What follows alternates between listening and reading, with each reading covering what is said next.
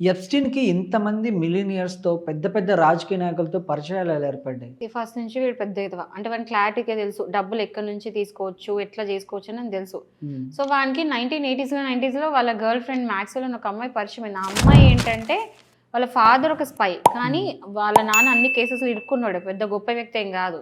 అంటే ఒక రాంగ్ వేలో గొప్ప వ్యక్తి. హ్మ్. అతని దగ్గర అన్ని నెగెటివ్‌వి అన్నీ ఇట్లా స్పై చేయాలి, ఎట్లా చేయాలి, అన్నీ క్రైమ్ ఎట్లా చేయాలనే బాగా తెలుసు.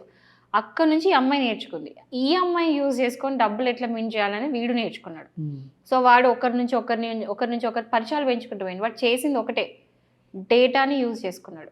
అందుకే అందరూ గుర్తుపెట్టుకోవాలి. డేటా, ఇన్ఫర్మేషన్ అనేది ఎంత ఇంపార్టెంట్ ఒక బిజినెస్ చేయడానికనేది ఈ కేస్‌తోనే మనం తెలుసుకోవచ్చు. హ్మ్. వాళ్ళు బిజినెస్ ఎట్లా డెవలప్ చేసుకున్నారో తెలుసా? జస్ట్ డేటాతోని.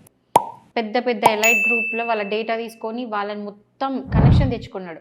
అంటే ఇక్కడ ఎక్కడో క్లబ్‌లలో కలవడం, ఇక్కడ కలవడం, అక్కడ కలిసి వాళ్ళతోని పరిచయాలు పెంచుకొని ట్రంప్‌ని, క్లింటన్‌ని వీళ్ళందరిని పరిచయం పెంచుకొని ఒకరి నుంచి ఒకరు పెంచుకుంటూ ఎళ్లి ఆ తర్వాత ఏ స్టేజ్‌కొచ్చిండో అందరికీ తెలుసు.